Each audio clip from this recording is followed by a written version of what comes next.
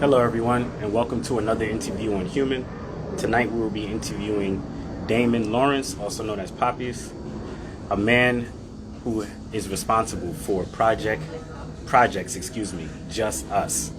Project Just Us is a way that the youth gets a chance to give back to the community in Bushwick houses in Brooklyn, New York. Tonight, we will be interviewing him for his story, and it will be the first time that we have children on the platform. So we'll be also hearing from one of the young men who are part of Project Just Us tonight. Without further ado, let us bring him on.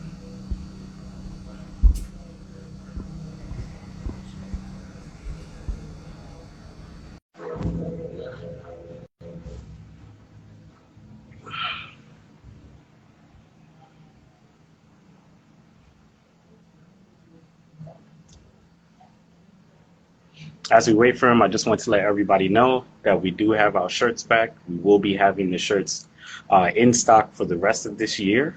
So if you're interested in purchasing one, you could send us a DM, and we will go from there.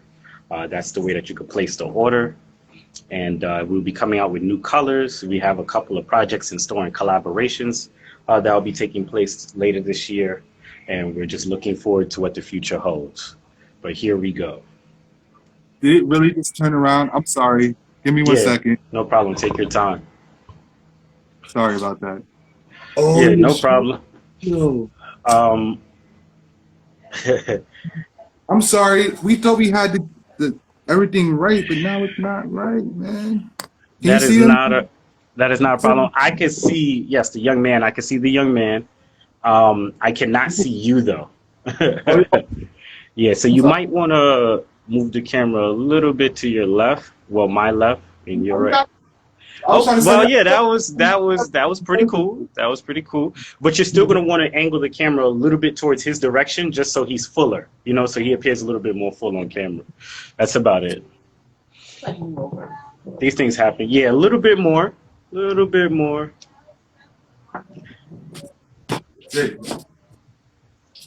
Yes. Wow. Yeah, yeah. This is cool. This is cool. Well, Now we have one more person, but he's gonna come in like a good 10 minutes. Okay. okay, no This. problem. Well, the first half, we are going to start off with you first, and then when we get to what you've been doing in the community, we will then turn the floor over to the kids also. All right, not the kids, the children, the youth actually is what I want to say, because they're not kids; they're older than that.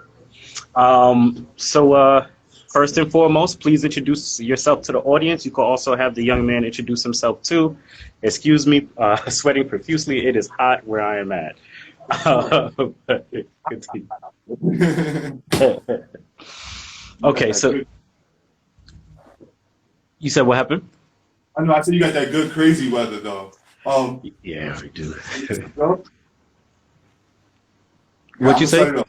Yes, My sir. name is I'm Damon. I'm from the Lawrence family. But everybody like him know me by Papis. Everybody, well, he knows me by Papis, but he calls me a different name. Him and his brother. That's why he's laughing now. But I live in New York, Brooklyn, Bushwick Projects, to be specific, and I live here all my life. Nice, nice. Young man. All right, my name is Devin. Same as Papis. I lived here all my life. Um, I'm 13 years old, and When's your birthday? oh, my birthday is June 10th. I was born in Mm-hmm. 2000. You was born when? 2009. He makes me feel old. Wow. Wow. Yeah, I remember when I thought, 1989, that's when I was born. I was like, wow. So when I hear people who were born after the 2000s, it does remind me of my age from time to time. Yeah. Moving forward, though, without further ado, I wanted to ask you, Damon, growing up, what impact did your parents have in your life? I know that you said that your father was sort of absent, and I know that you had a closer relationship with your grandmother rather than your mother, but I would like you to go ahead and grab the floor. So when it comes to my father, he would come in and out, randomly. But in his defense, he tried. Yes. We had father-son conversation, where he made it clear, he tried, I had that conversation with him, like there's more than just trying. But regardless of that, he tried to be there. But he was usually in Jersey. Most of the times he would come out was for Old Timers Day, something that I'm trying to get done in Bushwick, because he was born and raised in Bushwick. Wait, no, Wow. he was born in Jersey but raised in Bushwick. The Okay. project. Um, as he would say, he was when he was born, the school that's over here, PS 147, he's Hmm. actually he's as old as that school he Oh, used to really? go to. He's old. He's old. Wow. Uh, yeah, he used to come out here mainly, after I got a little older, when my parents separated. He came mainly out here for Old Timers Day, or he'll stay out here, once in a blue. But once he moved to South Carolina and I went out there, um, yeah, he just came sporadically for Old Timers Day, certain events that will come in here. If you don't mind me asking, how did that affect you, your father's absence when you was growing up? To be honest with you, it I I was one of those kids from the '90s who was raised by the community, so I had a lot of men who were present. It might have not been the best of men around me, but there were a lot of men who actually showed me a lot of good things.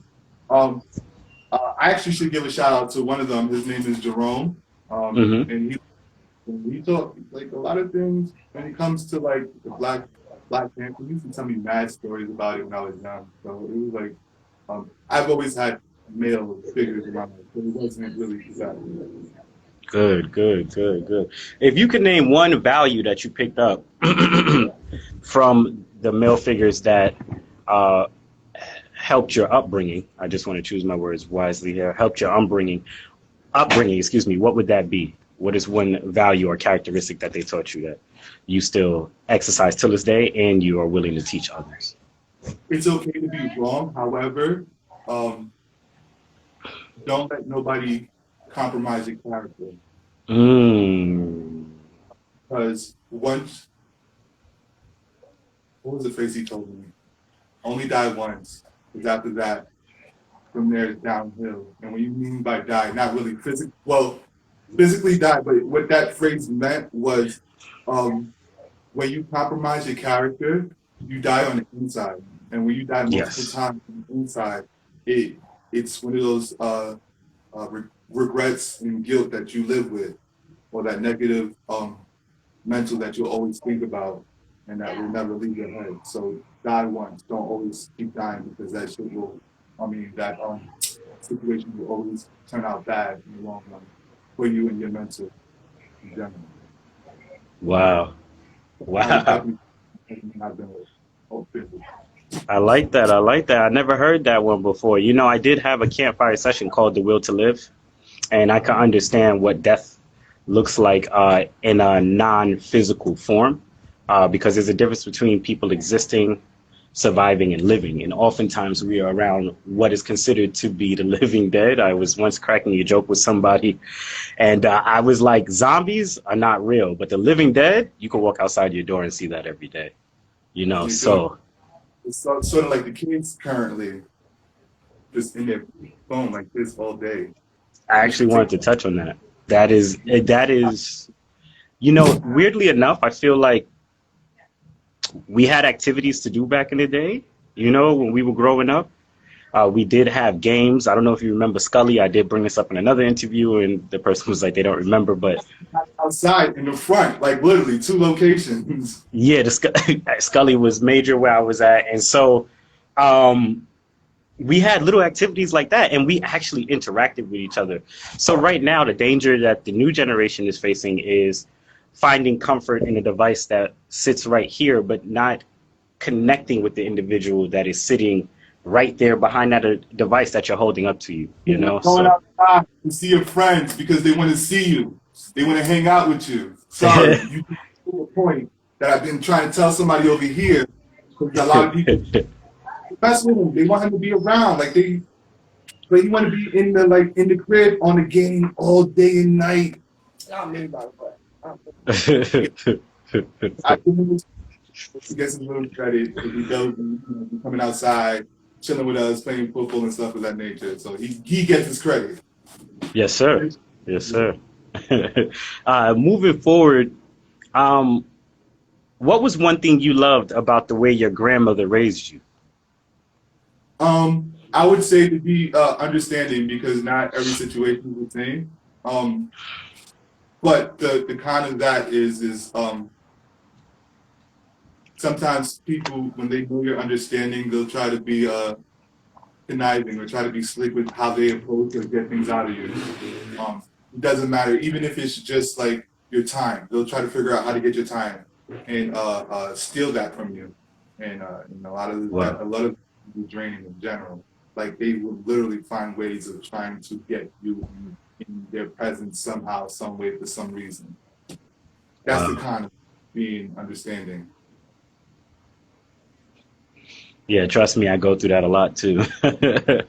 How was it growing up in Bushwick back in the days compared to how it is nowadays? Oh, well, actually, if you talk to some of my neighbors, what I was trying to do leading up to the summer was to get out just generally um our floor, because I live on the third floor. I was trying to get our floor specifically to conduct ourselves like we were in the 90s, which was we were very community orientated. We were very neighborly.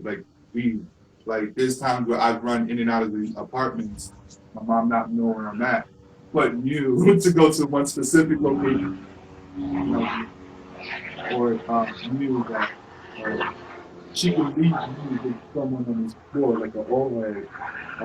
Like there was a few of them here, but some of them passed away. You feel me? And uh, like just the communion, like because I was trying to get the balcony open, but because of the things that Night Two was doing, and which led me to reading their manual to press them on when they're doing criminal activities or doing things that goes against their policies.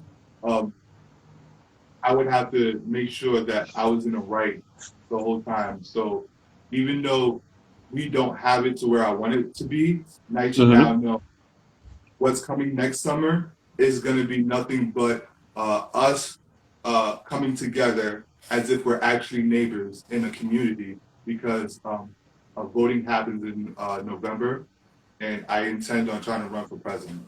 And I'm going to show everybody exactly why I was able to do what I was doing and how they could do it too. Because as I kept telling them, I just want to show people some shit. Excuse me, I want to show people some things No problem.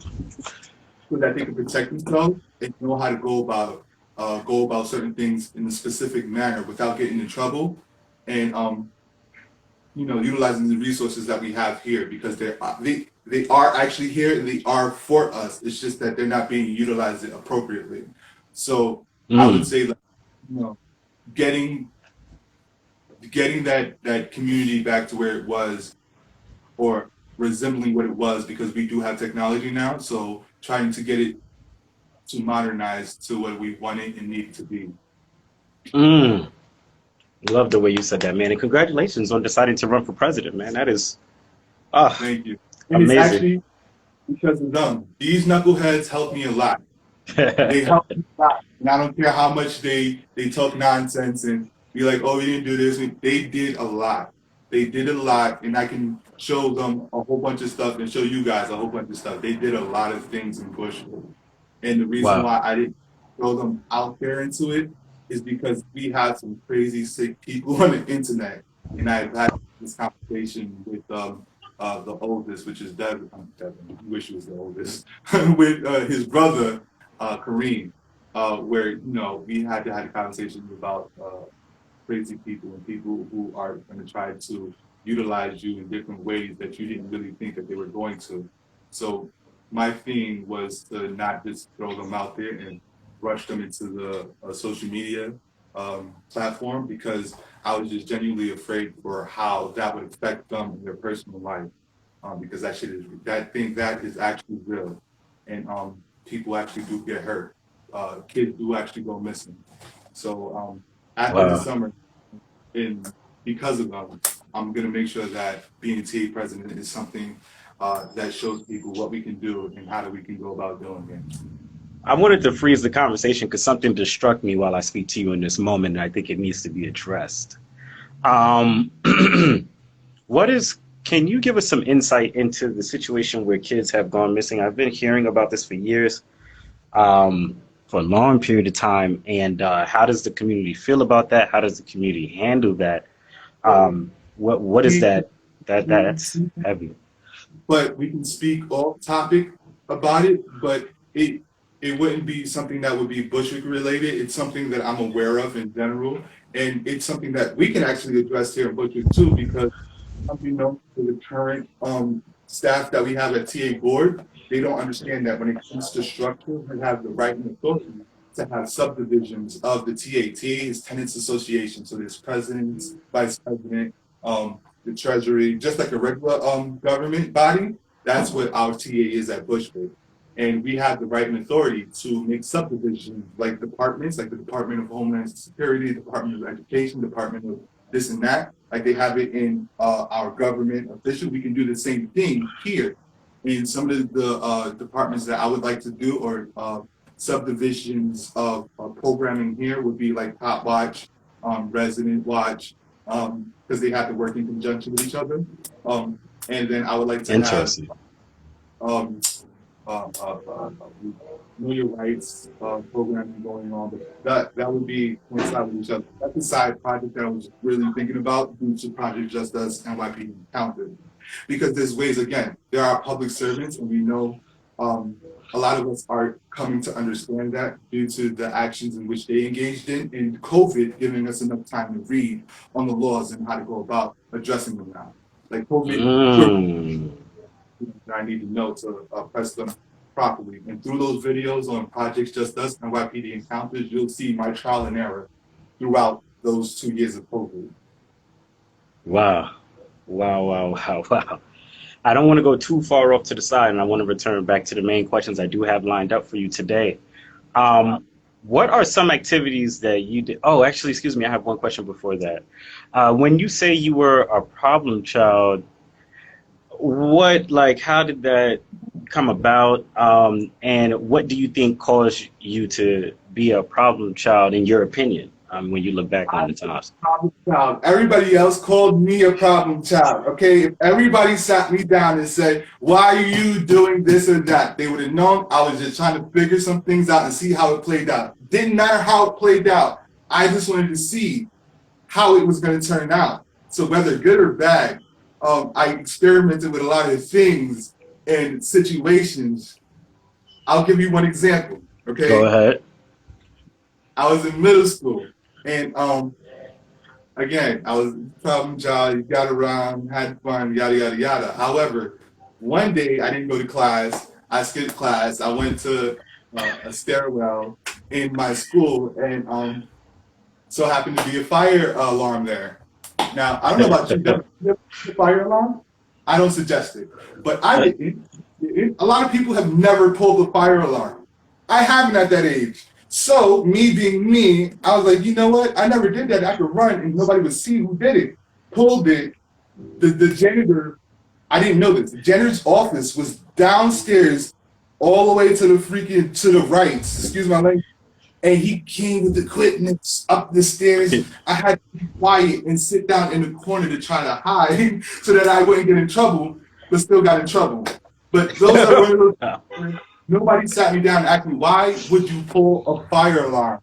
And what I got out of that was everybody just being mad at me and just yelling at me, oh, here Papis doing this stupid nonsense again, engaging in unnecessary activity. That's literally what I got from that. Wow. So you? Oh, go ahead. I was curious about things, and I took it to where I shouldn't have, but I was a child, so nobody really saw it as me being a child or a teenager. They just saw it as me being a juvenile. That was literally it. I would say I was a child, even though I was being a mood head a few times, but it turned out how it turned out.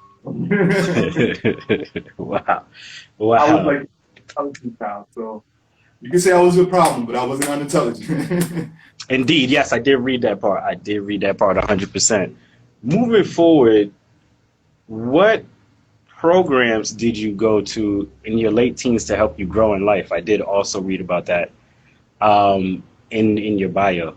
Like you went, you got your GED, you then started going into the workforce. Huh? oh, so I was telling these knuckleheads about that program. It's called The Door. And it's where I got my GED.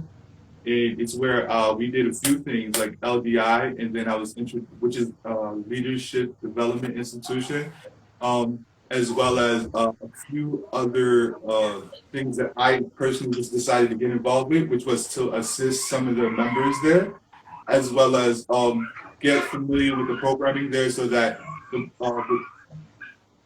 that's outside, right? I thought that was, sorry, something just happened. Sorry. Yeah, no Um, problem. I uh, can hear it too. Sorry about that. That was outside. No problem. But I helped the youth who came in to get into these different programming, as well as try to understand what it was that they needed. And at one point, Greg Morris, who used to work there, and was a very high position. I was trying to like do like a mini Greg Morris, be like that, like a mini director that shows like, the director of the youth and show them how to do things and navigate around the door and the system through different programming. And, LDI is what really helped me in that process because uh, a lot of people didn't take to it, but I did because I was 17 at the time, turning 18, and it was talking about a whole bunch of things, trying to be a leader, how to effectively lead. If you're not a leader, there are followers, and how do you effectively follow? You can just follow anybody. Um, if you are following, are you not following? It's just a whole bunch of things behind that. And to be honest Right. with you, to those type of things, just pushing myself out there with diverse group with other peers, um, is what was is how and why I was able to do what I before I got into involved with the kids with Project Just Us. I was doing wonders in the background, getting done for the Oh, organized. hold on. What'd you say? Because you're cutting out a bit. Oh, I am. I Yeah. said due to LDI and the door, I was able to. I was thriving in the background of getting things done. I started doing projects just us, and that's how I was operating in the background of things. Mm-hmm. Because I find it that that's where my strength is. Even at the door, I didn't really like to be in the front of everything. It's like being on the side, making sure that everybody knew where we go and how to do things. Because I was in the background of the Wick Against Violence. I was in the background of the Mayor's Action Plan. I was in the background of Lish Shore. I was in the background of Censor. And I was just basically trying to do things from, hey, I'm Papis, I'm doing this, I'm doing that for you guys. I'm me, this, we. It was, I didn't want to feel like it was a me thing. It was more of everybody else and we can get things done because I knew how to do it. You understand? Like I knew Yes. how to be effective and not be seen. I think that was perfect thing. I said all that unnecessarily. I know how to be effective and not be seen. That was the better phrase instead of all of that I just spewed to you. No, it's fine. Sometimes it takes a little while for us to get to the point that we're making. Period. You know what I'm saying? But all the words have been heard and will be, good for someone else to hear too, to even hear the detail behind how you led up to where you're at now, right? So, moving forward, um, I see you had a choice between going to college and working with kids at the same time. Well, you went to college, excuse me, you worked with kids at the same time, which was stressful. But besides the stress of having to let one go, what ultimately led to you finalizing your decision to work with kids instead of taking on mechanical engineering? um, I was moving up and I realized I was a group leader and then my supervisor at the time, she was moving me up to senior group leader. And I realized the role it entailed in being responsible for that many kids and staff. I was a bit, it's like before I started working with directly working with them, I was a bit intimidated of doing things wrong. So I was like, let me focus on the kids so that because these are lives I'm dealing with. This is not like textbooks and I could just read and remember things. I'm dealing with other kids' other people's kids, and I didn't want to do things the wrong way. So I decided to take working with kids serious first, because I know my personal life, I was, again, 18, 19, 20. So I think like 21 at this time. So I'm young. So I'm like, my personal life is like my personal life. And, from the training, again, it's like you have to separate your personal from your work. And then you have to separate your work from the top. If you keep those two together, if you have it effectively balanced with work, and that wasn't working out. It wasn't working out. Hold on. So just to rewind it, you said separate your worth from your work, is what you said? Yeah, separate your personal life, your work life. You have Yes. to separate your work life from your college life, if you can, or your college life. You have to learn how to manage all of it and prioritize where you're going to spend your energy the most at, and how you can effectively utilize that energy. Because I realized I was losing sleep during some of these school days, and I kind of fell asleep on important tests as well as the important classes, and they were noticing like, damn. And I'm not really like, at the time I wasn't really disciplined to get off the game or modern warfare came out at that time. So I was like addicted. So like it was a tough decision, but I felt like I made the right one. That's where Hold on, I can't hear you. Can you speak up a little louder? You're chopping up too. My bad. I'm sorry. Yeah, I can switch again when the time comes. No, it's okay. Yeah, let's see. All right, sorry. So what was that? I'm lost. What was that? We were talking about your decision, what led up to your decision, or excuse me, what finalized your decision to Oh pursue yeah, working with kids rather than mechanical engineering.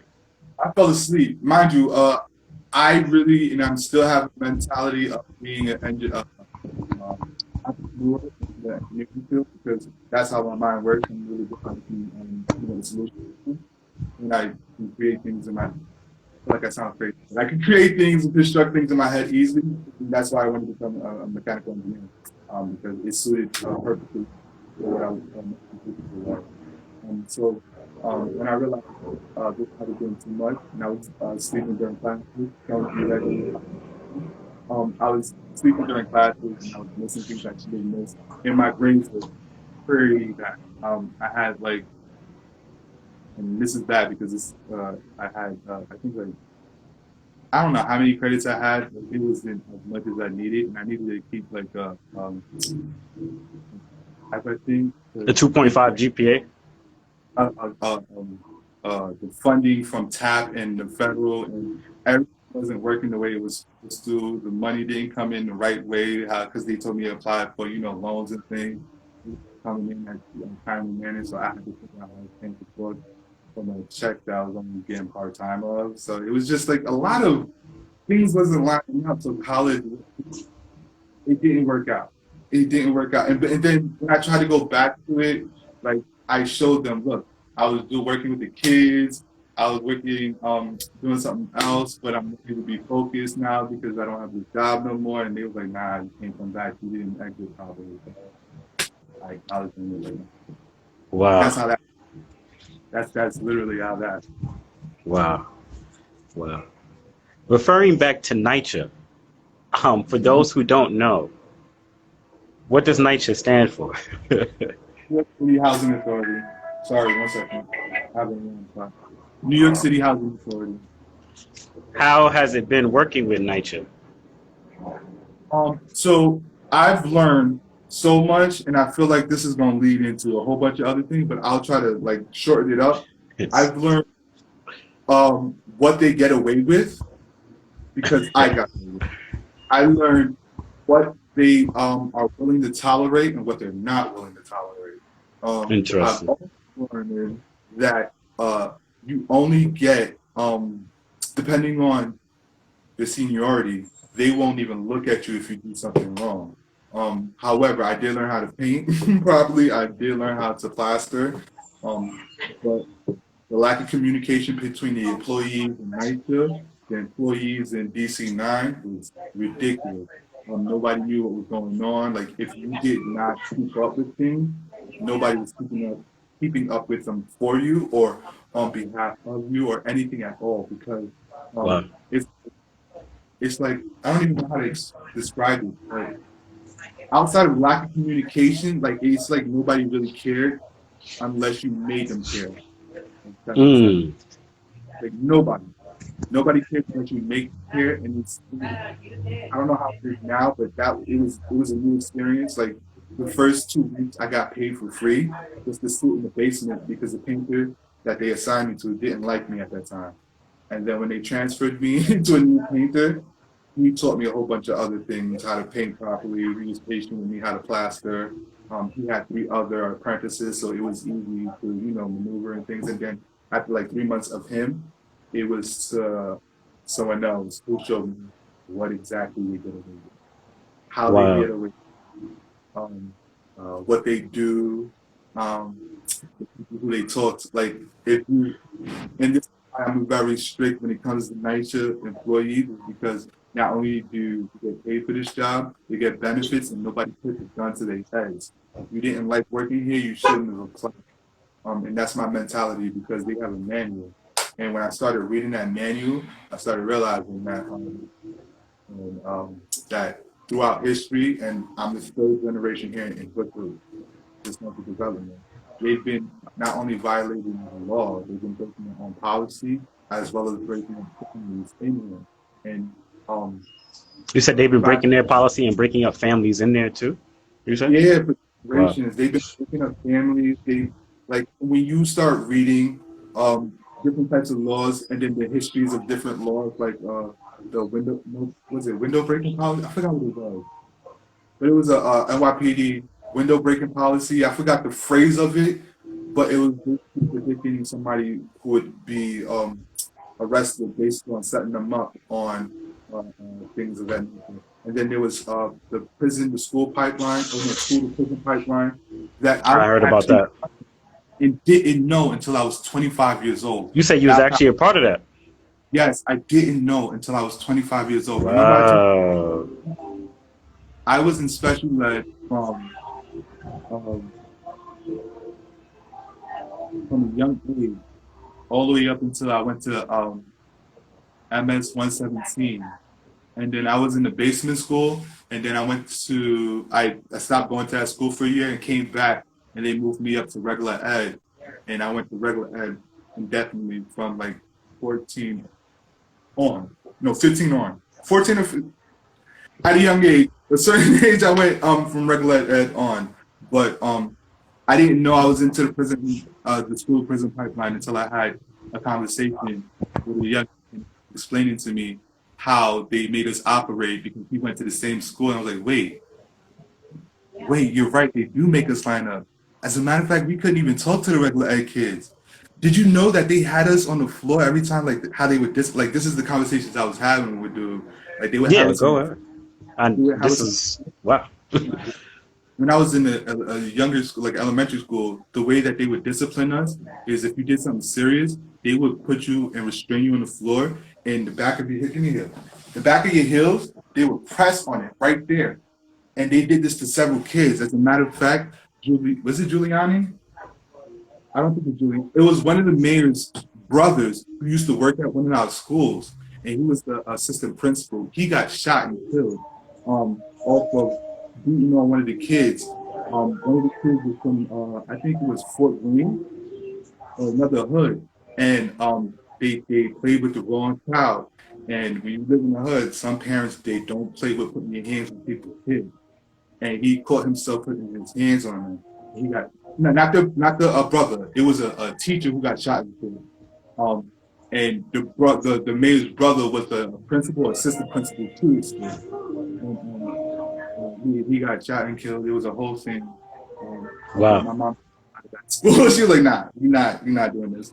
I think it was called Side 7. That the program was Side 7 that I was part of. But the reason why I was a part of it is because I was being bad, not because I was intelligent, not because I was like, stupid or uneducated, because I was doing the most as a kid. Understandable. I do have a question for you here from a member in the audience, and it says, "How did you feel after discovering that you were in the pipeline to prison, the school to prison pipeline?" Am I correct? I felt And retarded. I genuinely felt retarded, not noticing and picking up on it because I was 25 at the time. I'm 32 now. I was 25 having this conversation with a friend, a peer, his brother who was 19. We were chatting it up, and I was like, "Yo, you're right." And like I was making these connections and not realizing, holy crap, the whole time I was really in this system, and I actually made it out. Like I made it out with only being arrested once my whole life, and that was for walking my dog. And at that point, I was wow, embarrassed that happened because I was in college at the time, and like the judge was looking at the lawyer like, "Why is this dude in front of me right now?" They gave me like 2 days of um, but community service, for walking the dog. The lady was retarded. But I was 21. I was literally till 21, and then I got arrested, and I was like mad embarrassing, mad embarrassing. But I wow. felt because I didn't make those connections until I got to 25, having that conversation with a younger person than me, and realizing I was into those conspiracies and reading the things and didn't make that connection that I was part of it. Interesting. Another question is, what would that look like nowadays if you could Child, child abuse. child Everything, abuse? everything that happened was child abuse. When you start realizing the psychological. Nowadays. So you're saying the school to prison pipeline looks like child abuse nowadays. Yeah, if you saw what I went through or what the other kids went, because even though I was a difficult child in school, they didn't really see me as a difficult child because, Mhm. again, I was curious. So the teachers didn't see me as a difficult child. So that's not what happened. But if you saw what transpired, like when I wish I remember what that school was. Like I said, I've never been in one school for more than 2 years. So like I can't remember the school it was, but it was the same principal that I just mentioned to you about. Like, when I tell you every morning we had to wait in line, some would wait to actually be stripped, not stripped down to your jaw, like stripped down and your drawers is taken off. No, they would take your shirt off. You would have to take your shirt off and take your pants off and your sneakers off so that they could search for any weapons. And then some of the people who were not at risk, meaning not as trouble, would go on a line and they would just be put their stuff in the detector. You said, hold on. Say that again. They'll put their stuff in the metal detector. Yeah, through the machine. Like you can see Yes, sir.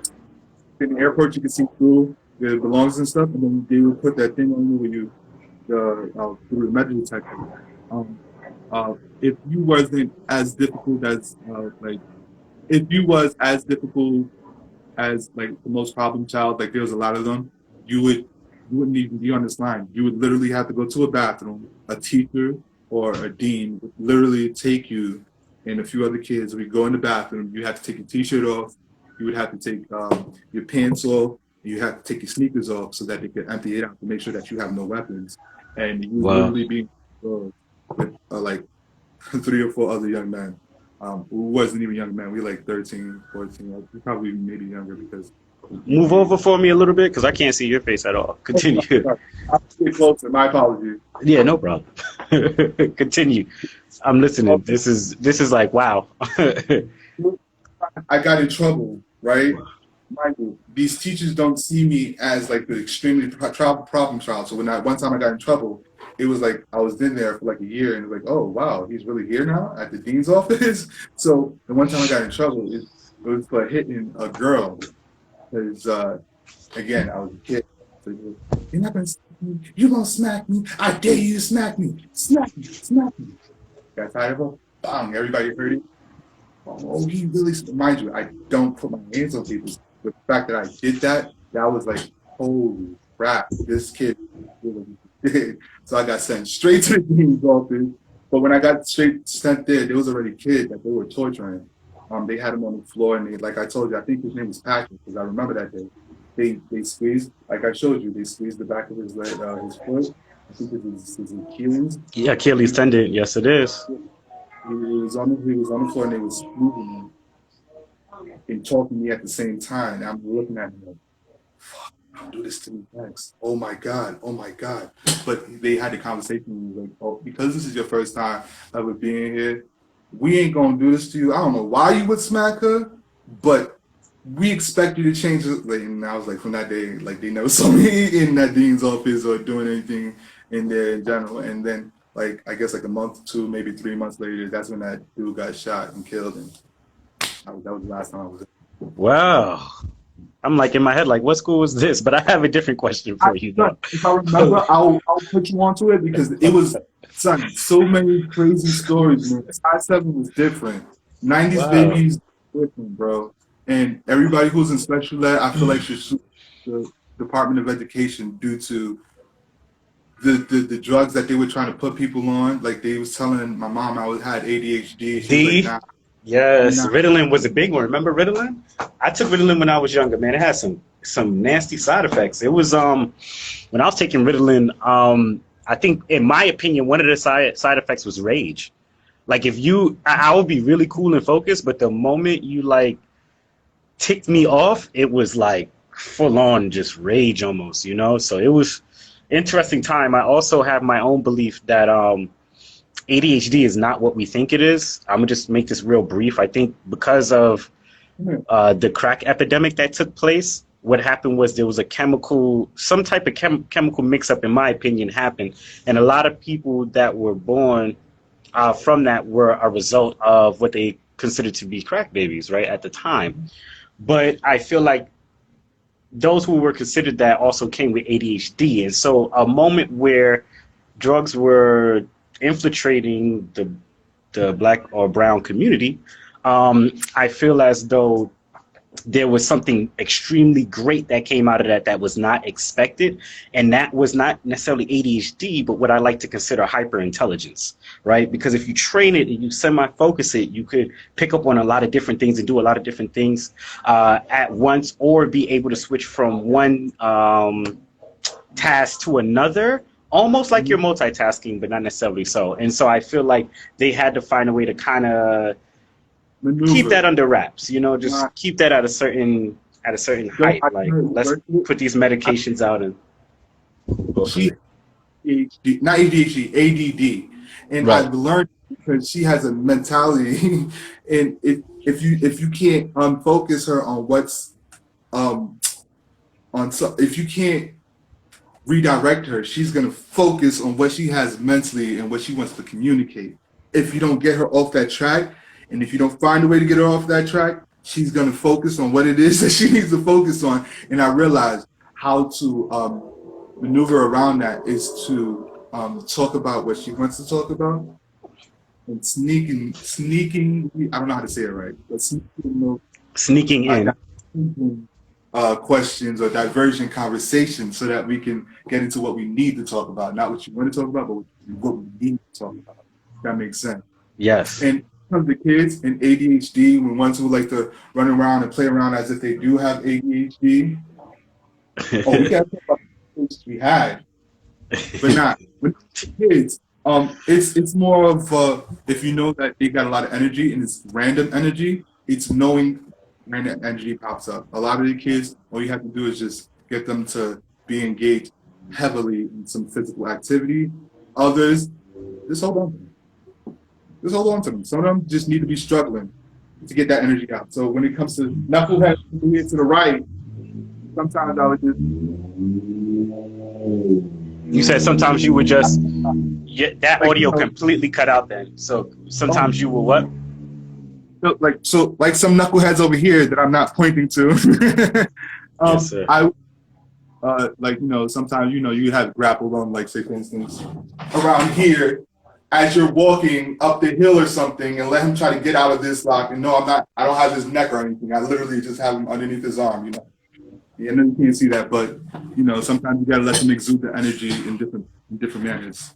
I gotta watch. Yes, you do. Yes, you do. Yes, you do. Moving forward, though, I just wanted to continue on. This has been a great interview so far. Amazing stories. I love the conversation. what led up to your decision to establish Projects Just Us? I did read it in the bio, but I would like you to tell the audience. So I joined again. I was in the Parks Department. Wait, did I say I was in the Parks Department? I don't remember if I said this on this interview. I But don't think you said that yet. I remember you brought up painting, you brought up working with NYCHA, the miscommunication, working with different painting leads, people who would be seen as your managers. But no, you get into the Parks Department. That's fine. all right. So first I worked with kids, University Settlement after school program. Then I was let go after like 3.5 years or 3.5 years, and I worked with the kids. Mm-hmm. And that was 4 months because as far as 12 hours going, 12 hours coming back, 4 hours of my life gone. Like that was crazy. So I did that for 4 months, and I just need to point that out. That was crazy. So after the Bronx, I started working for after that with the park. You started working for who? NYCHA, which is as an apprentice, and then it was for the Parks Department. And then as I was working for the Parks Department, I ran into this young lady named Amaral, and she needed some assistance to get union members to get involved in Bushwick. And due to a young man named Keon getting shot in the head, he was like, how old was he? He was young, as you can hear. He was like 14, 15. He got shot in the head literally in front of our building. So it was who are now senior to me. I got them to join the TA board, and then I got some of them to join the Wick Against Violence and a few other 501c3 called Law Shore, so that we can get some programming done in Bushwick. So originally it was just me and two others. It was Amaral, me, and another lady that I don't want to mention because I don't want to mention because a lot of people feel like I'm attacking. So It's no problem.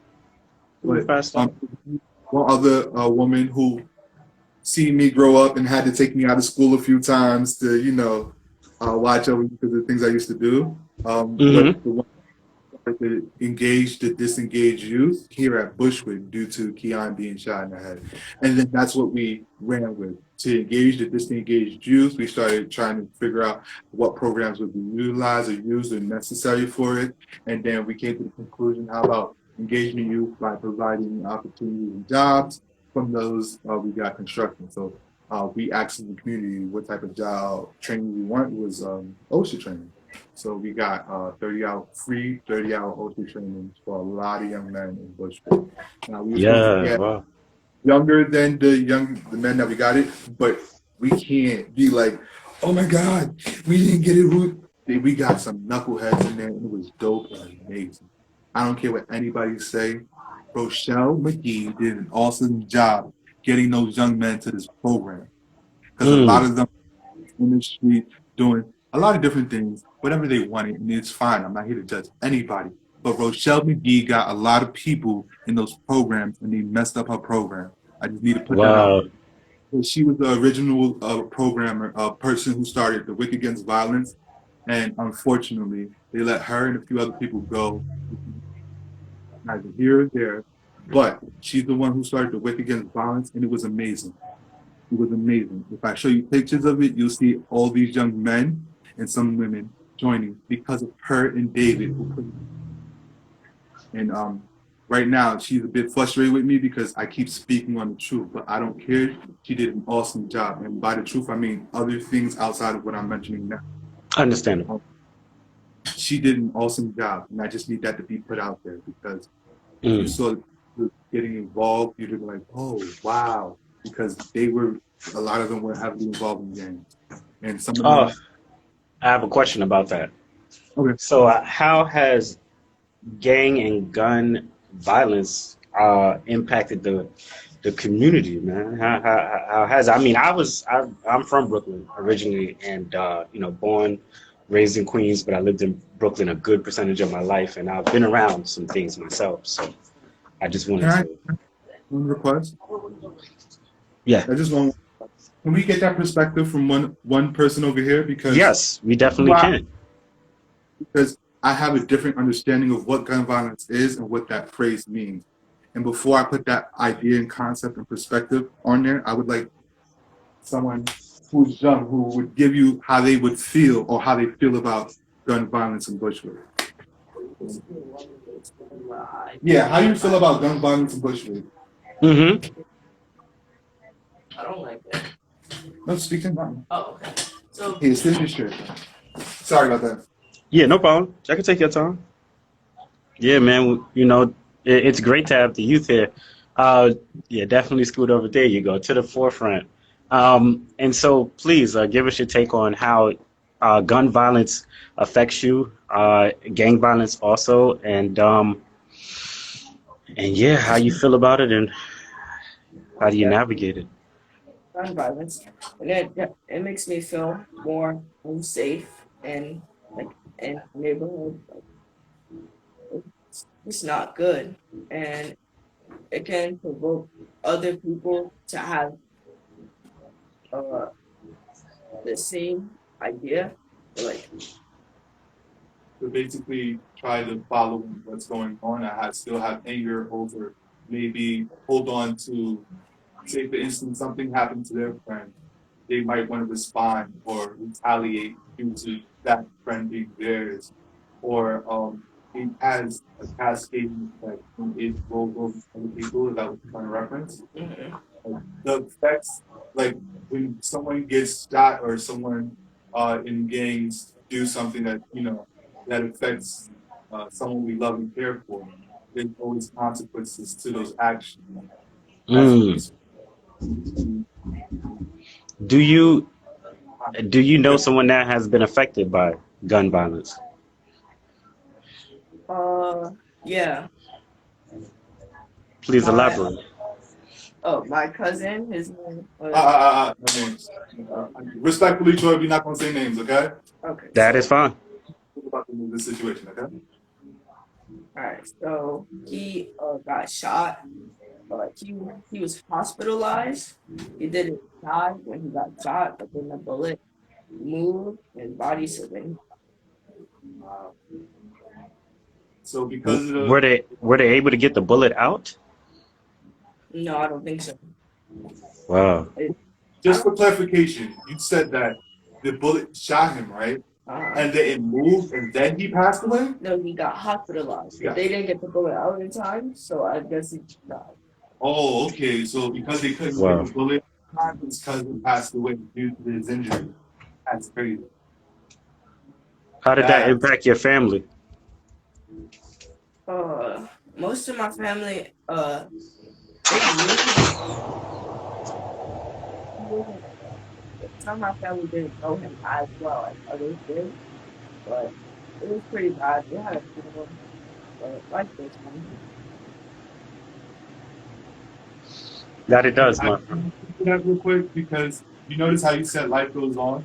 Me and you, Troy, know that things like that shouldn't be normal. We shouldn't Yes, have a 100%. we 100% should no. feeling of we can't do nothing about the situation. In reality, we have some not self control. We have control over the things that go on. And when we have kids, we feel like they're not normal. If this is normalized, I have to speak up and why I keep doing some of the things that I do. Why a lot of people are mad. Because some of the things that I grew up with, it wasn't normal. Yeah, And it was not normal. when I was in part of some of these uh, uh, uh, jobs working with kids, every child that I was usually with, when they moved up, like say for instance, I had first graders. When they moved to fourth graders, the staff who had them was like, "Oh my gosh, these kids are actually like kids. They don't act like they're trying to be grown or anything." Damon, what did you do with them? I'm like, I treated them like kids, like they're supposed to be treated, kids. And I didn't put them in situations where I wanted them to have those situations where they feel like they were adults or felt like they can do adult things. Because unlike these knuckleheads, these are not my kids. In the schools, they're not my kids. So I can't. Again, I was trained different. So I was trained when you get to your job, separate yourself at the door. That's where your personal life, and when you get through those doors, you start working. So it's like these kids shouldn't feel like a lot of the things that's going on is normal. And Mm, like mm. Because it's almost like being desensitized, you know what I'm saying, to it, and that's the concerning factor. I do have another question for the young man sitting in front of me now. I wanted to ask you because we do have a member of the audience who has a question for you, and they wanted to ask: have you or a peer ever been a target of gang activity, or yeah? that's a good question. No, I've never been a target, and like, no, I don't. I don't. Well, yeah, no. Good, good, good. And do you think that's because, like, I know you go outside, you play, but I also feel like, based on what Papis said earlier in the interview, you're more of a person that stays at home. Uh, do you do you believe it's because you stay inside and so you're not really exposed to too much outside of that, from you just being inside and not being heavily, excuse me, in the streets or outside during late hours? Do you think that has a part to play in it? Uh, no, I think it has like the people that you be around. Like, I don't really feel like it's like place, the people. Ooh, I like that. So you say it's more about the people that you have around you rather than the place that you're at. So I have another question for you. Do you think that your environment impacts you? Uh, that's a good question. Thank you. And I'm not speaking on nothing. So you gotta keep the 100. Take your time. There's no rush. That's why I wanted him to speak on it because I have a different perspective from them. And it really isn't there. It really isn't there.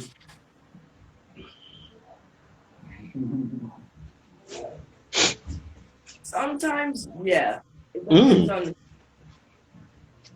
Continue. You said sometimes, yeah. Continue. I'm listening. I don't know. Well, What type of let us play off of what it depends on. So you say that it depends on something. What would be one of the things that it depends on how much the environment impacts you? Uh, yeah, I don't know. Hmm. No problem. No pressure. well, what I would say is give him an example. What do you mean by that? And you put yourself as a reference. Mm, you walk outside. Let's say you see a lot of people, and this is in your environment. So you go outside Actually, I have a great example, but I'm not going to say what. I'm not going to say the. I'm gonna leave out certain details. Let's put it that way. Okay. So I lived in Harlem for several years also. So while I was living in Harlem, I had this group of friends that would do this one thing, right?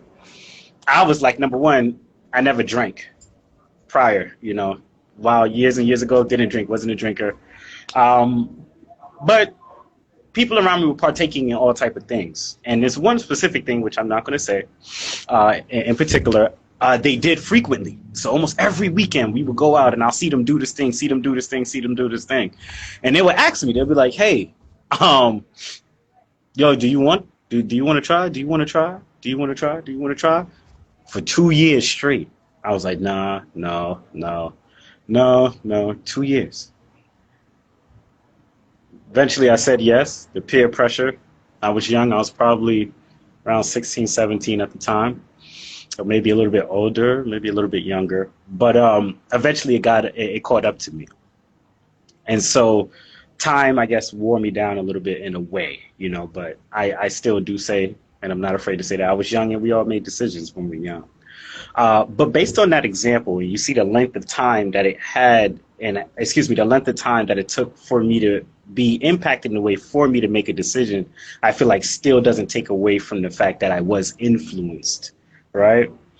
So with that example set, do you believe that your environment impacts you?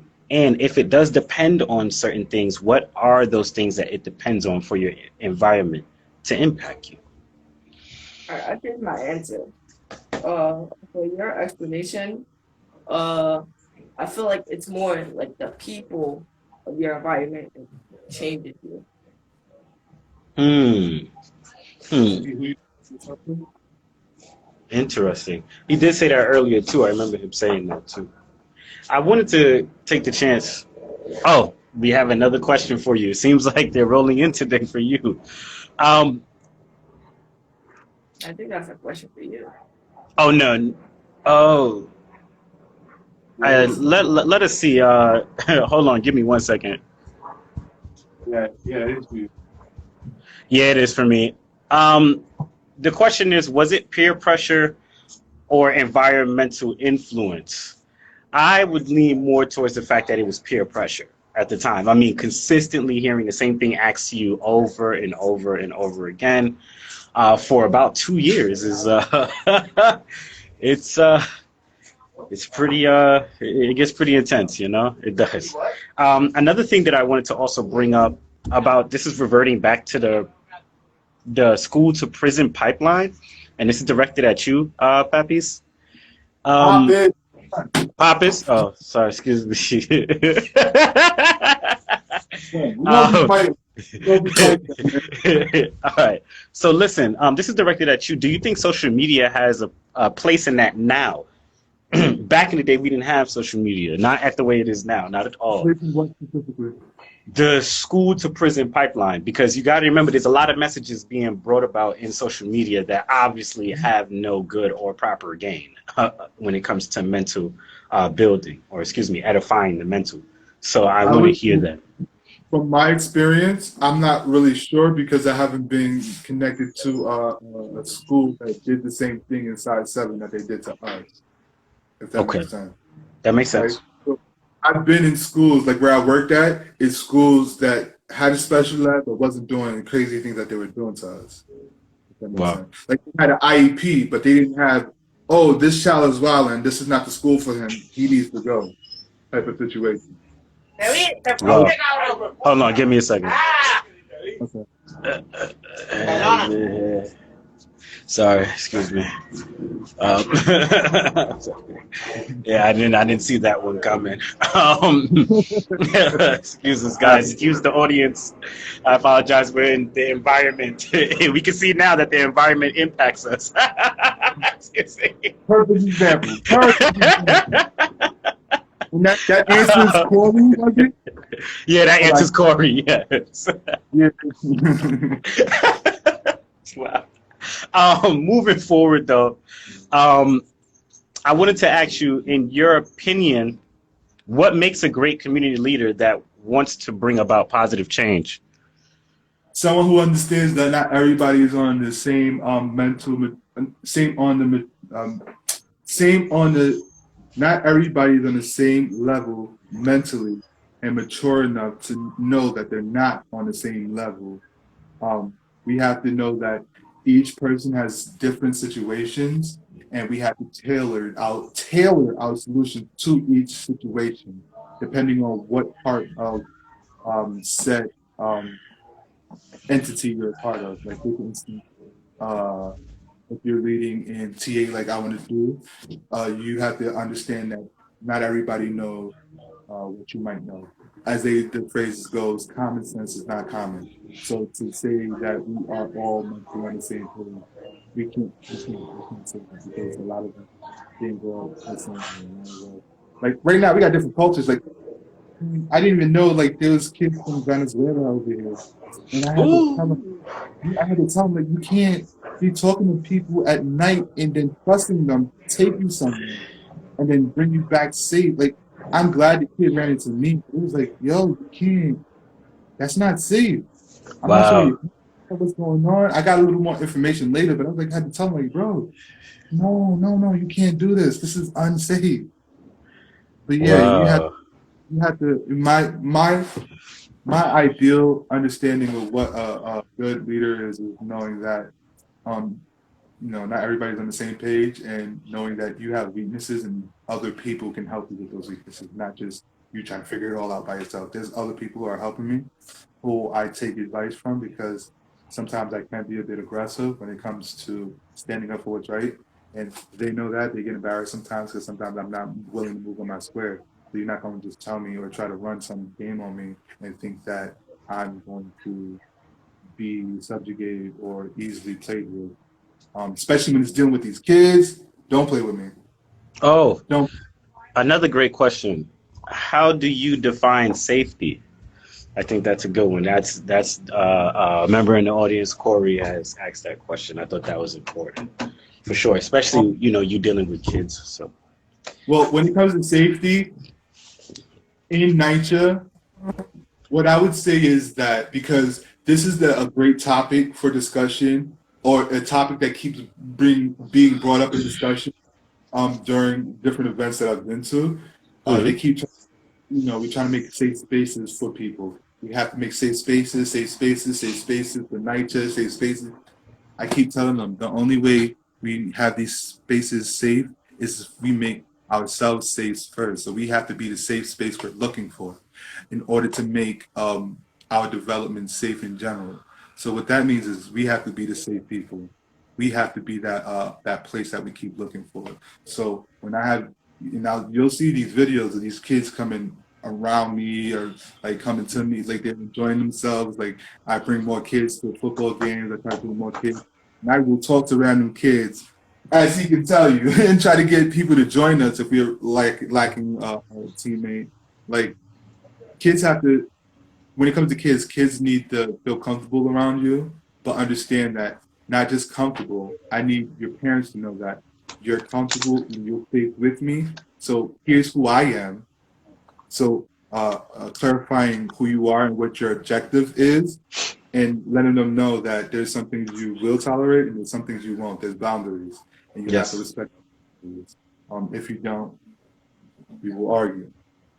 We will talk to parents, but me and you will argue first, so you have an understanding that no, this is not okay. We're not doing this. And yes, I've had arguments with teenagers or preteens, and these two know exactly who I'm talking about. To um, make it wait, just to be clear, mhm.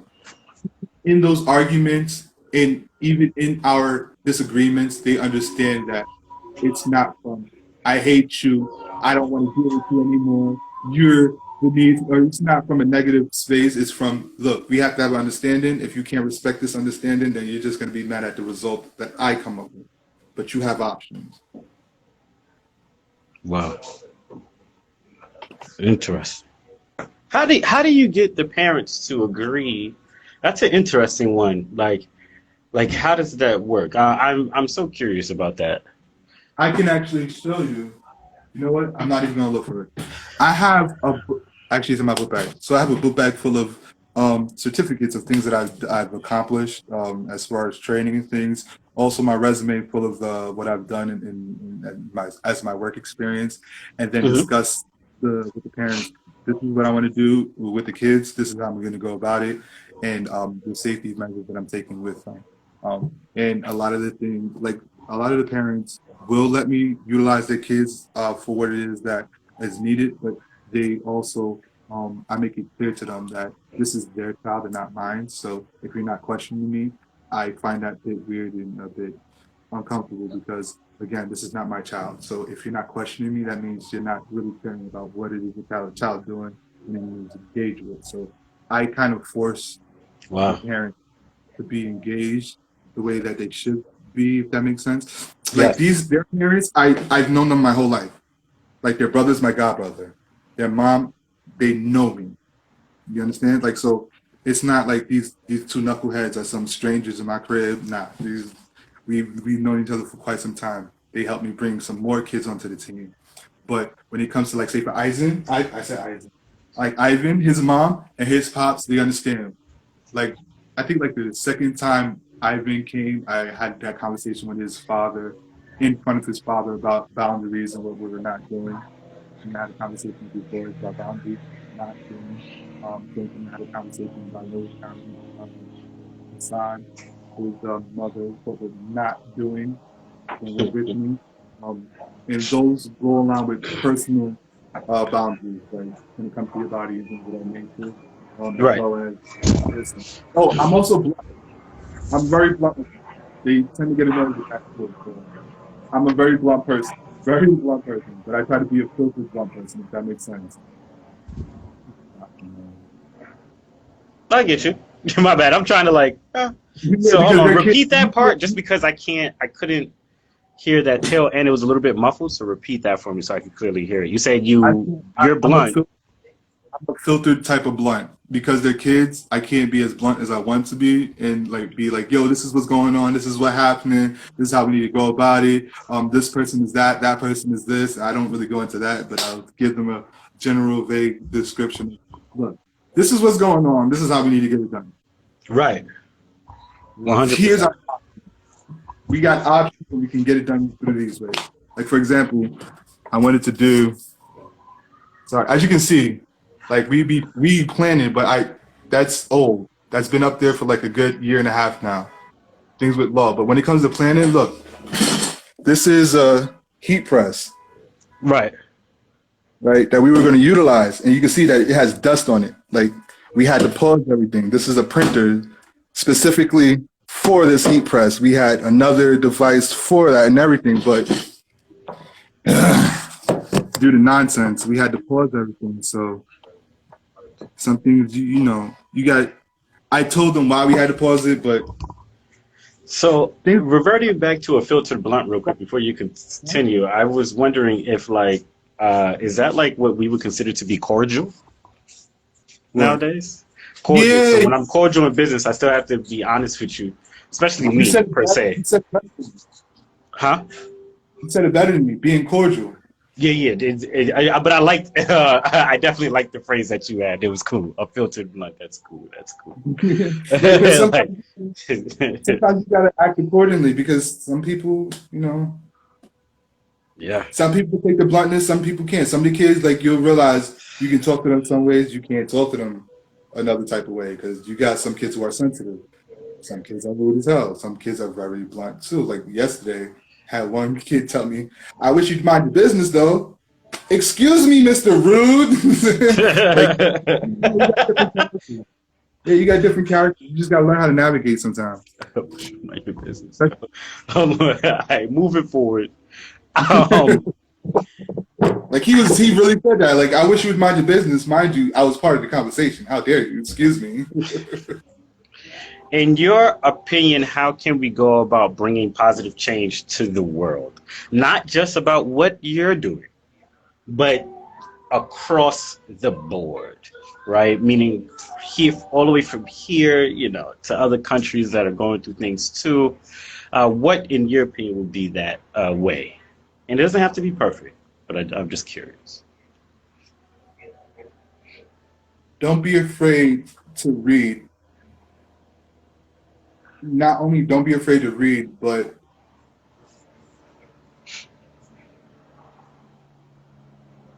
don't be afraid to be yourself while being knowledgeable about what you're doing in this life. I don't know. I feel like that's the right way to say that. Like, don't be afraid to question yourself or being who you are, or don't be afraid of being true to who you are while experiencing life in general, but understanding that, you know, there's some things you have to know in this life to move being comfortable with yourself, if that makes sense. I don't know. You have to It's not bad. There's not a perfect answer. You know what I'm saying? It is a interesting question too. So thank you once again. I did see a member in the audience say that they like that question. Great. Great. Let's ask this knucklehead. Actually, I would like, see you later, my man. I would like y'all to switch actually as of right now, so that way I can go ahead and ask him some questions also. I would like to. All right, so I'm going to switch it real quick. I need to talk to his brother real quick, okay? So we're going to switch to Devin. No problem. And then I'm going to, real quick before you go, I'm getting ready to close down the interview in the next like 10 minutes, all right? So it'll be less than that. Come on. No problem. You can ask a question. You just answered. Well, first and foremost, please introduce yourself to the audience. My name is Devin. I work with Project Just Us and Papis and with my peers. And I'm 13. I'm in the seventh. Well, I'm going to eighth grade. I'm in the seventh grade. And yeah. Wow. Wow. I am so like, this is my first time interviewing someone as young as yourself. So so far, how has life been for you? I think we're going to start off with that question. So far, or actually, let me rephrase that. What has been the highlight of your life, the greatest moment so far that you've had yet?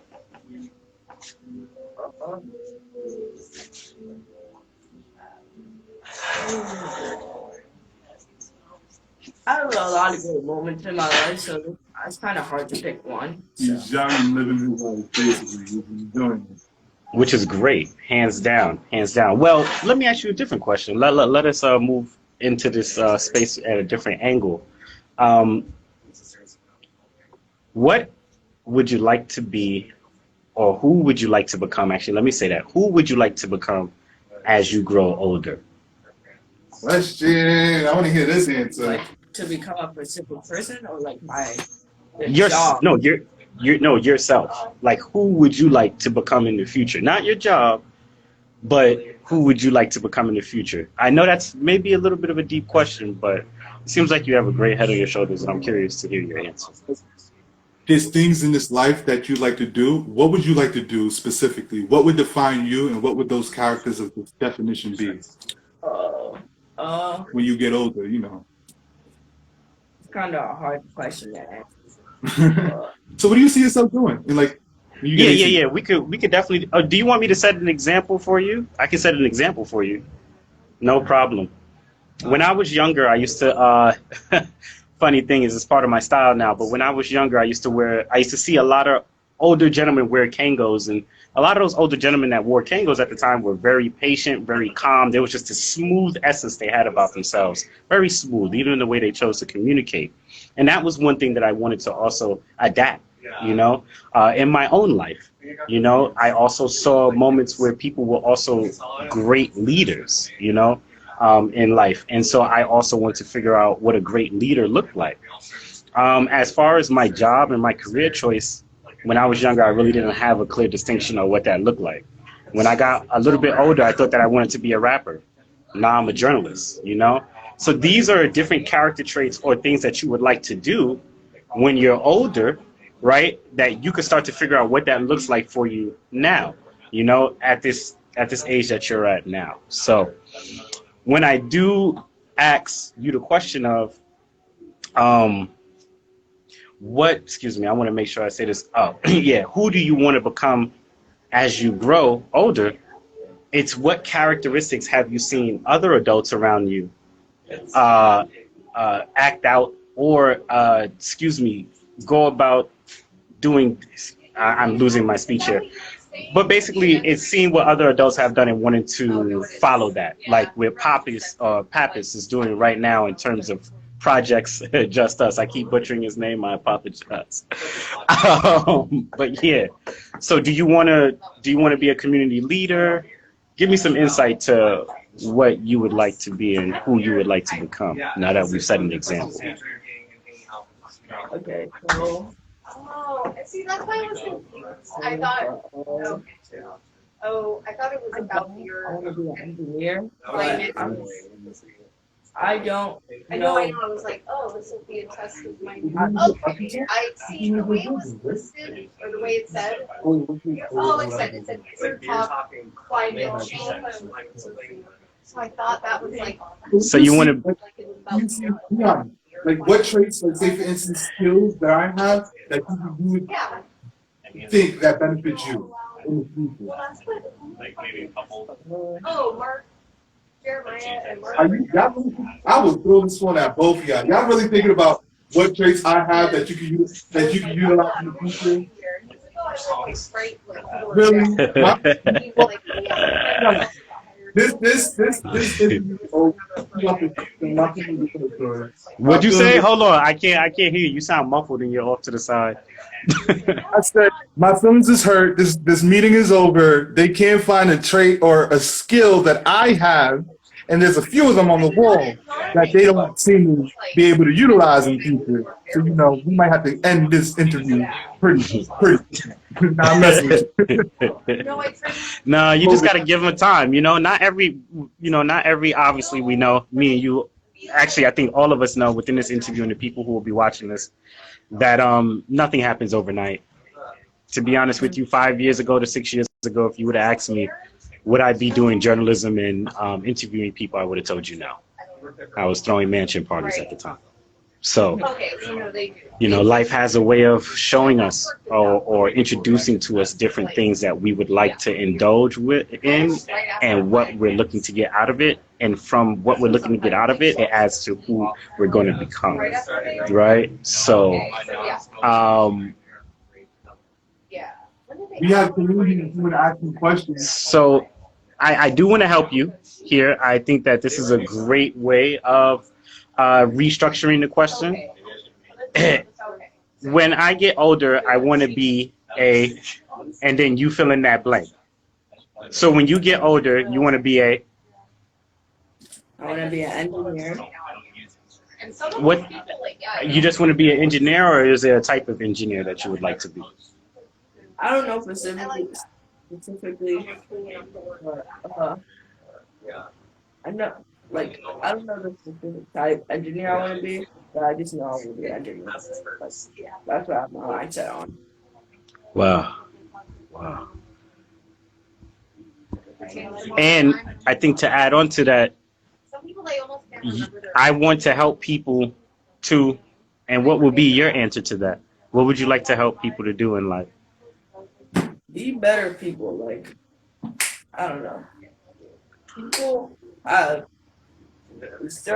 people get influenced of people that they see mostly every day, right?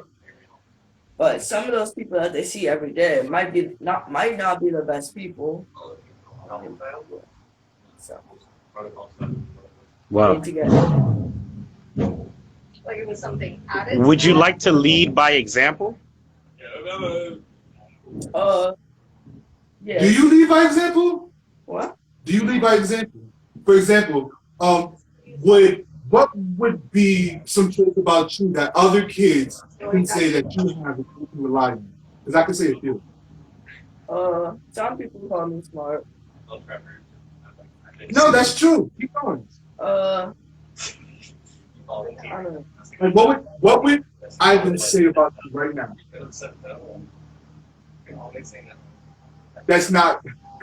That's PG-13. No, what? Ivan and them, they best friends, and they be doing the most extra stuff. He hit him with the movie rating. Kareem, real quick.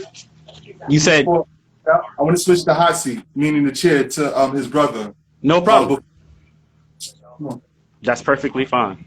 That question, especially the one of what do you want to what do you see yourself?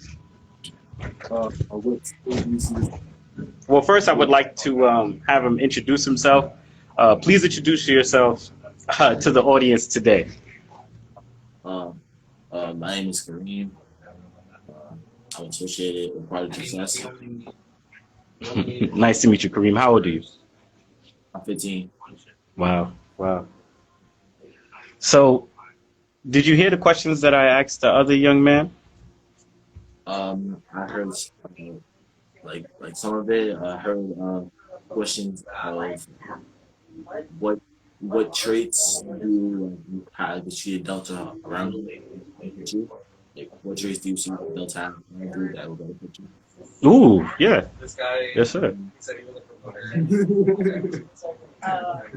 Take your time. There's no rush. A trait will be I don't know if this counts as a trait, but trustworthiness. I figured It's you were also that, but Preston was asking last night. Something that makes you Tomorrow. So he just wanted to make sure, like, in case he had and like any like whatever. But they were kind of checking it out. normal organization The will show like tomorrow, that one, the one that I'm saying that they're gonna like. able to Well, he's in one of the bands. I don't know to which trust without fear. band he plays in. That's something like that's really big. And, like I didn't notice. Yeah. Being able to Well, trust either Preston knows more. within the Well, organization. yes, yeah, but no, he's Preston has like. You said being able to trust. You're cutting in and out a little bit. You said being able to trust the people in the organization. Being able to trust without fear. Ooh, being able to trust without fear. Amazing, amazing. And who do you see yourself becoming in the future? Whether that be a leader, it could even be a career, right? Like that could be part of your identity, even though who you are is a little bit different than that. But I would open the floor to you now. Yeah, I see myself. use it. Really big. right. Well, it sucks when someone you know and you're like, okay, here, good faith. Actually, Something great. I don't care what he said. He gonna be I something don't great. know. Like He gonna be something great. This kid right here is gonna be something great. Him right here, Kareem. This kid right here, he's gonna be something great. I don't care how stuck he is right now. Yes, sir. I just had to say my piece. I'm sorry. Continue. Sorry, Troy. I don't see myself as a leader. Not that I'm not capable of doing it. It's too much. I don't think like I would be able to do it. I don't think I would like to be able to do that.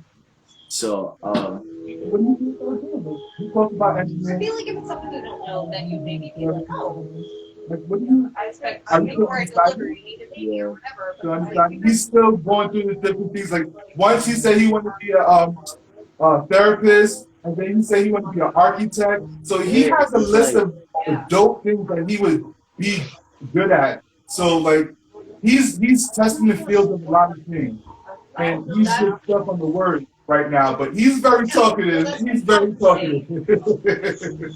That's fine. That's fine. Like I said, we're here to take our time. There's no right answer or wrong answer. It's just like we're just conversating, keeping it simple, Actually, what has been your greatest achievement so far? So far in life, what would you say has been your greatest achievement so far? Whether it be graduating school, helping establish projects to just us, it could be a wide range of things. Yeah. It's like, especially if it's people you don't think about. Yeah, you got them. What's your biggest achievement? Or closest to it. It doesn't have to be necessarily the biggest. What's the closest achievement you got? okay, the biggest achievement, like something that meant the most to me, it's probably bigger. It's probably bigger things that I've done, but the one thing that stuck out the most to me with breaking out of my comfort zone. I do.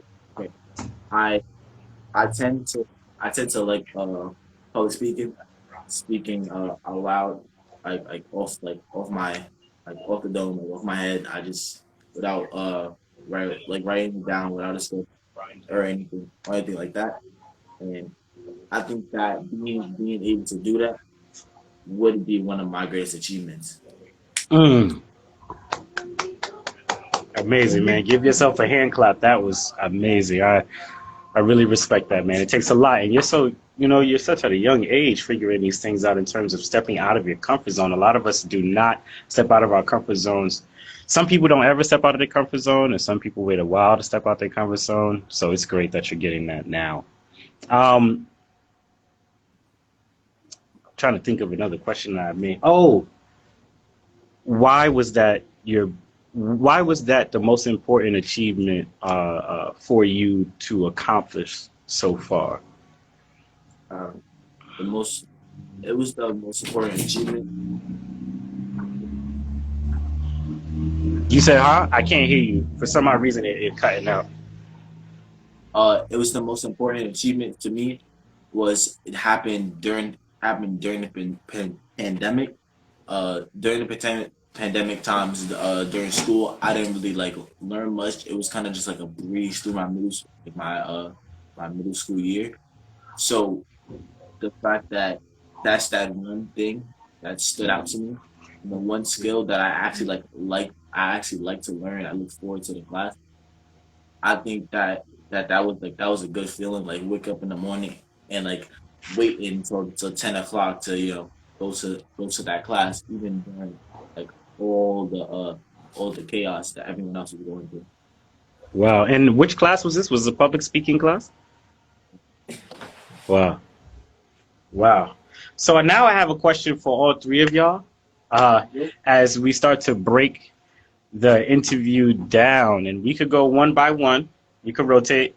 Of course, Damon, I would like for you to be last. But starting with the youngest, I wanted to ask you, what does being human mean to you?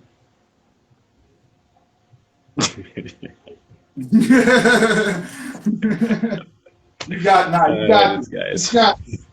Like, yeah, that's What does it mean to be human I to don't you? know. Like, yeah, I really just don't know. Like, Would you know how to be a fly?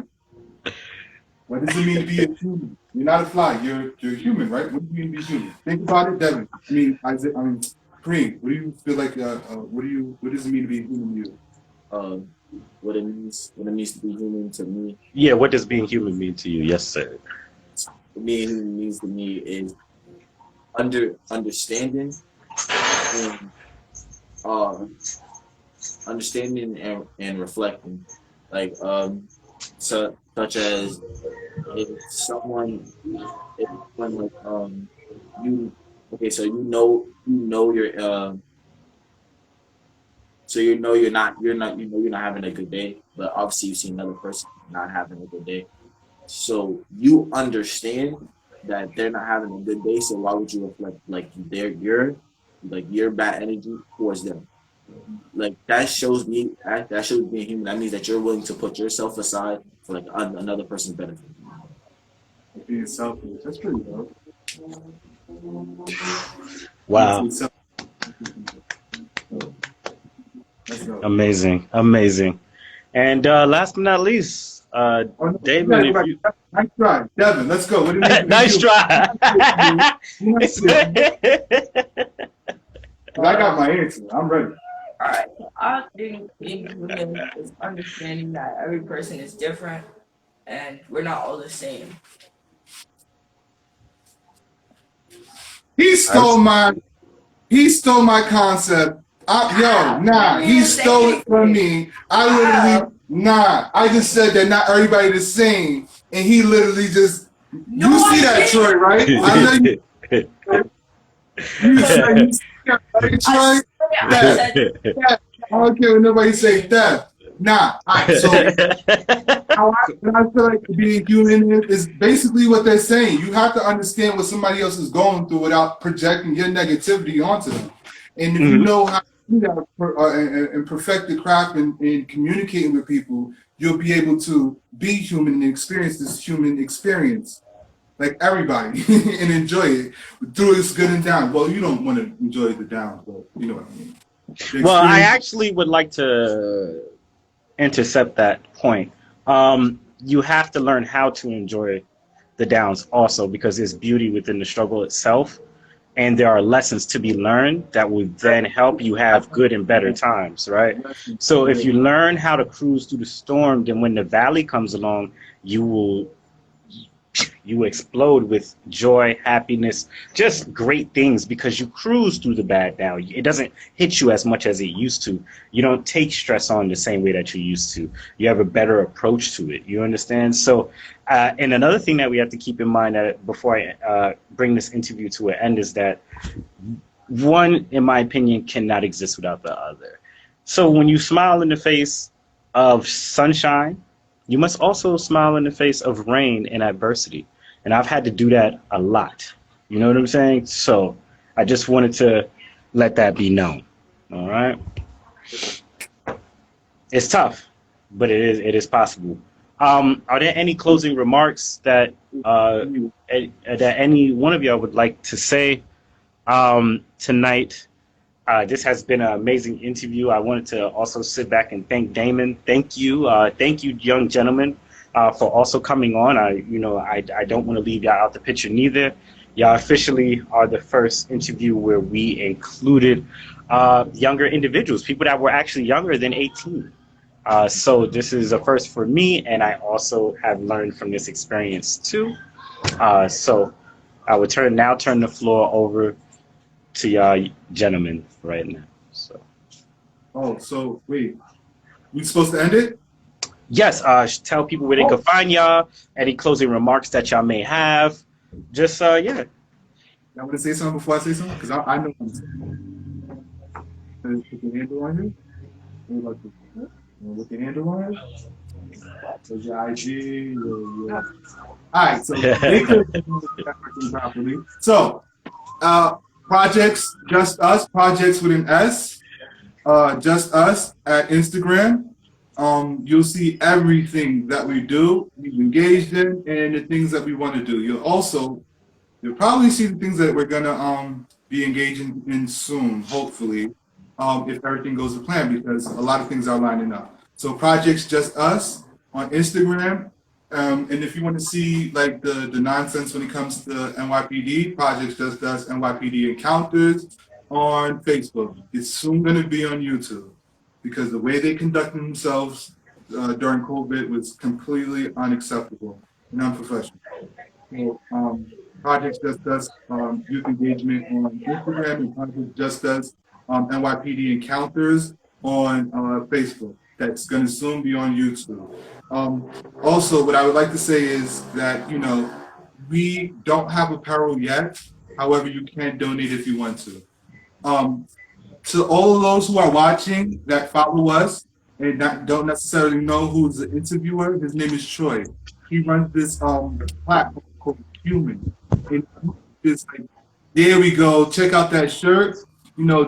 Buy a shirt. Buy 2 shirts. Like they're allowing us to utilize their platforms to get out there to other people and people who might go through the same experiences that we've been through and can learn from it. So if you can spread the love, not just to us but to him as well, because this was dope and I appreciate it. I genuinely appreciate it. Yes, sir. And for those who will be watching this on your side, my name is Troy. I'm also known as Wise Truth. I am the owner, creator, and operator of HVMAN, the multimedia platform where we encourage people to find truth in another person's perspective, bringing people together one culture at a time, establishing the world's first global community in the public eye. And so without further ado, it was great interviewing you, Damon, the 2 young gentlemen.